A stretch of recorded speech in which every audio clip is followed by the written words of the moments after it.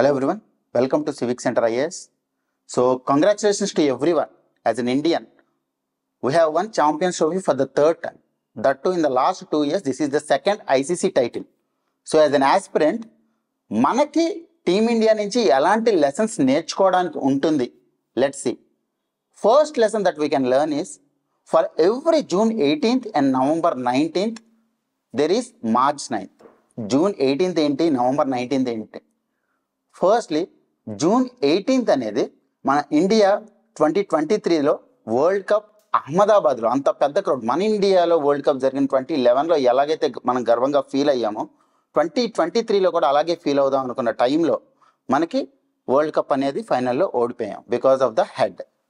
So Head అనేవాడు మన head తినేసాడు. అలాగే 2017లో పాకిస్తాన్తో ఛాంపియన్స్ ట్రోఫీ ఫైనల్లో మనకి కొన్ని మిస్టేక్స్ జరిగి మన సైడ్ నుంచి ఆ నవంబర్ 19th నాడు కూడా మనం ఓడిపోయాం ఫైనల్. అది కూడా ఛాంపియన్స్ ట్రోఫీ మనం గెలవాల్సింది. Because every time when we went in to the champions trophy on November 19th or June 18th నాడు వరల్డ్ కప్ అయినా we are undefeated till then, but then we got defeated. So for every loss that you can have the success.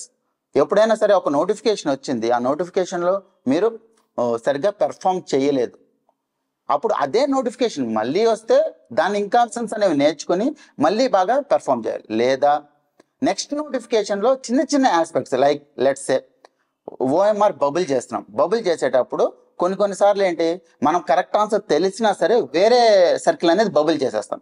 అంటే అది మనకు answer తెలుసు, but పొరపాటున వేరే circle bubble చేసేస్తాం. అలా చాలా చేశారు సార్ ఏపీపీఎస్సీ గ్రూప్ 2లో. అలాగే మెయిన్స్ ఆన్సర్ రాసేటప్పుడు కూడా మనం కంప్లీట్గా తెలుసు జనరల్ ఎస్ఐ ఎలా రాయాలో, చాలా ఈజీ ఆస్పెక్ట్ ఇస్తారు జనరల్ ఎస్ఐలో. ఆ ఈజీ ఆస్పెక్ట్కి మనం స్ట్రక్చర్ వేసుకోకుండా రాయడం స్టార్ట్ చేసేస్తాం. అది మనకి ఒక లైఫ్ లెసన్లో ఉండి నెక్స్ట్ నోటిఫికేషన్లో ఖచ్చితంగా ఆ లెసన్ నేర్చుకుని ఆ మిస్టేక్స్ అనేవి మనం కవర్ చేసుకుని మనం పెర్ఫామ్ చేస్తే ఖచ్చితంగా సక్సెస్ దొరుకుతుంది. This is the Mantra of success that we can learn from team India. The first Mantra, do not worry that you have failed in any exam. Just be positive and concentrate on the next exam and work hard, because now in the Champions Trophy India are the undefeated champions. Because being champions is different, but undefeated. ఇప్పటి వరకు ఈ champions ట్రోఫీలో మనం ఆడిన 5 మ్యాచ్లో ఒక్క match కూడా మనం ఓడిపోకుండా గెలిచాం, which is a great thing. That to in 2023 world cup కూడా అప్పటి వరకు వరల్డ్ కప్ ఫైనల్ జరిగేంత వరకు మనం ఒక్క మ్యాచ్ కూడా ఓడిపోలే, కానీ ఆ మ్యాచ్లో ఓడిపోయాం. Because there will be one odd situation where you can't perform. దాంతో మిమ్మల్ని మీరు జడ్జ్ చేసుకోవద్దు, which is the great lesson that we can learn from team India. Now next, we know the greatness when we miss it. Final match చూస్తే న్యూజిలాండ్తో ఆడింది, singles చేయడానికి చాలా కష్టపడ్డారు. Beat New Zealand, beat India. India అయితే 10 overs వరకు రోహిత్ శర్మ మంచి start ఇచ్చాడు, కానీ 10 overs తర్వాత రోహిత్ శర్మ కూడా చాలా స్లోగా ఆడాడు. ఎప్పుడైతే మనకి సింగిల్స్ రావట్లేదో అప్పుడు చాలా పెద్ద షాట్ కొట్టడానికి ట్రై చేసి అవుట్ అయ్యాడు. అలాగే రాహుల్ వాళ్ళు ఆడుతున్నప్పుడు కూడా సింగిల్స్ రావడం కష్టంగా ఉన్నప్పుడు they went for the big shots. కానీ ఇదే సిచ్యువేషన్లో మనకి సెమీఫైనల్లో విరాట్ కోహ్లీ ఉన్నాడు. విరాట్ కోహ్లీ సింగిల్స్ చాలా సింపుల్గా తీసేశాడు.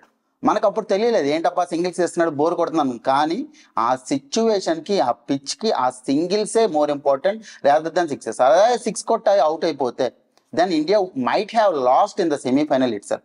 So you need to act according to the situation. Paper చాలా టఫ్గా ఉంది, టఫ్గా ఉన్నప్పుడు కట్ ఆఫ్ అనేది చాలా ఎక్కువ ఉండదు, చాలా తక్కువ ఉంటుంది. దానికి తగ్గట్టే మనం నెగిటివ్ మార్క్స్ తెచ్చుకోకుండా మనం రాయాలి. ఈవెన్ మెయిన్స్లో కూడా పేపర్లో చాలా క్వశ్చన్స్ అనేవి లెంతీ క్వశ్చన్స్ ఇచ్చారు. ఆ లెంతీ క్వశ్చన్స్లో అందరూ కూడా రాయలేరు కదా, మీకే కాదు ప్రతి ఒక్కరికి 180 minutes ఉంటుంది. ఆ 180 minutesలో మీరు ఎన్ని క్వశ్చన్స్ రిలవెంట్గా, ప్రిసైజ్గా, ఎన్ని క్వశ్చన్స్ లాజికల్గా రాయగలరో అవి మీరు రాయగలగాలి. Even when it is tough. I think good performs better in tough situations, but great excels in tough situations. So these are the greats that excelled in tough situations. Even ఫైనల్లో కూడా New Zealand batting చేస్తున్నప్పుడు కూడా చాలా స్లోగా ఆడారు, కానీ రోహిత్ శర్మ అది realise అయ్యి ఫైనల్ మ్యాచ్లో మనకి 10 overs చాలా ఫాస్ట్గా ఆడాడు. పవర్ ప్లేలో ఆడడం వల్లే మనకు అడ్వాంటేజ్ అనేది వచ్చింది. ఆ 76 అనేది అందుకే ఉపయోగపడింది. మీరు లాస్ట్ ఇయర్ T20 వరల్డ్ కప్లో చూసినా విరాట్ కోహ్లీ 76 కొట్టాడు ఫైనల్లో, ఇప్పుడు రోహిత్ శర్మ 76 కొట్టాడు. So great people perform during the tough situations. అది వీళ్ళు నేర్చుకున్నారు, అందుకే గ్రేట్ పీపుల్ అయ్యారు, గ్రేట్ క్రికెటర్స్ అయ్యారు. So you also need to learn when the situation is tough, you need to handle it better. అది సెకండ్ లెసన్ మనం నేర్చుకుంది team India నుంచి. Chance to come back in to the game. మీరు ఈ particular champions trophy చూసినా, లేదా 2011లో మనం world cup గెలిచినప్పుడు చూసినా, మనకి మిడిల్ ఆర్డర్ అనేది స్ట్రాంగ్గా ఉంది. బికాజ్ 2011 ఫైనల్ చూస్తే మీకు సెహ్వాగ్, సచిన్ ఇమీడియట్గా అవుట్ అయిపోయారు. కానీ అక్కడ గంభీర్ అండ్ ధోని నిలబడి మిడిల్ ఆర్డర్లో ధోని కూడా వచ్చి they have worked it well. దాంట్లో కొంచెం విరాట్ కోహ్లీ కూడా కొంత ఆడాడు. సో మిడిల్ ఆర్డర్ అనేది మనకు అప్పుడు పెర్ఫామ్ చేసింది. దట్ సేమ్ వే ఇక్కడ కూడా even all the 5 matches top order perform చేసినప్పుడు మిడిల్ ఆర్డర్ అవసరం లేదు. టాప్ ఆర్డర్ పెర్ఫామ్ చేయనప్పుడు మనం కూడా సర్దుకుని వెళ్ళిపోదామని లేకుండా దే హ్యావ్ పెర్ఫార్మ్డ్ వెల్. అందుకే మన మిడిల్ ఆర్డర్ స్ట్రాంగ్గా ఉండడం వల్ల we have achieved the success which is clearly visible. అక్కడ మీరు శ్రేయస్ అయ్యర్ని చూడొచ్చు, అక్కడ మీరు కేఎల్ రాహుల్ని చూడొచ్చు, హార్దిక్ పాండ్యాని చూడొచ్చు, అక్షర్ పటేల్ చూడొచ్చు. ఇప్పుడు ఈ వీళ్ళ ముగ్గురు కూడా Shreyas Iyer, Rahul and Hardik Pandya batting style more or less similar. కానీ ముగ్గురు కూడా ఒకే బ్యాటింగ్ స్టైల్ వాళ్ళని ఎందుకు తీసుకున్నారు? Because they play according to the situation. A situation అన్నా బాధడం లాంటివి చేయరు, ఎప్పుడైనా సరే సిచ్యువేషన్ ప్రకారం ఆడతారు. సో మీకు ఇక్కడ తెలుసుకోవాల్సిన లెసన్ ఏంటి అంటే, even when you can't perform at the start, realise it that okay you have done mistakes, then you excel accordingly. Like ఇప్పుడు 180 minutes మనకి మెయిన్స్ ఎగ్జామినేషన్ ఉంది. ఫస్ట్ క్వశ్చన్, సెకండ్ క్వశ్చన్ సరిగ్గా రాయలేదు, మీరు డల్ అయిపోయి మొత్తం పేపర్ కూడా సరిగ్గా రాకుండా ఉంటే కష్టం.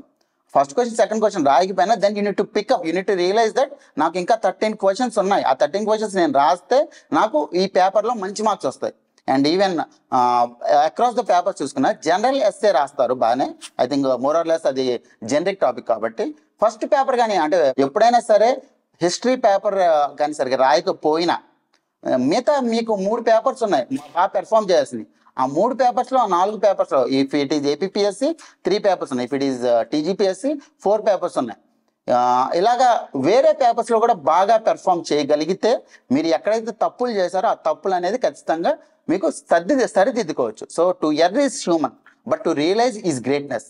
మీరు రియలైజ్ అనేది ఎంత తొందరగా రియలైజ్ అయ్యి ఎంత తొందరగా దాన్ని స్టెబిలైజ్ చేయగలుగుతారో అంత ఈజీగా సక్సెస్ వస్తుంది మీకు. That is another life lesson that we have learn from team India. Then redemption is always possible. If you see మనకి నిన్న మ్యాచ్లో కానీ ముందు ఈ పర్టికులర్ ఛాంపియన్స్ ట్రోఫీలో కానీ KL Rahul and Hardik Pandya have played a huge role. కానీ ఒక 5 years బ్యాక్ తీసుకోండి, కాఫీ విత్ కరణ్ షోకి వెళ్ళారు, they were criticise just like anything. వాళ్ళ కెరీర్ అయిపోయిందని అనుకున్నారు ఇద్దరు, వాళ్ళ కెరీర్ అయిపోయింది అనుకుని ఫైన్స్ పే చేసి వాళ్ళు అవుట్ ఆఫ్ ద టీమ్ అయిపోయి, ఇప్పుడు today they two stood strong to make sure India win the champions trophy.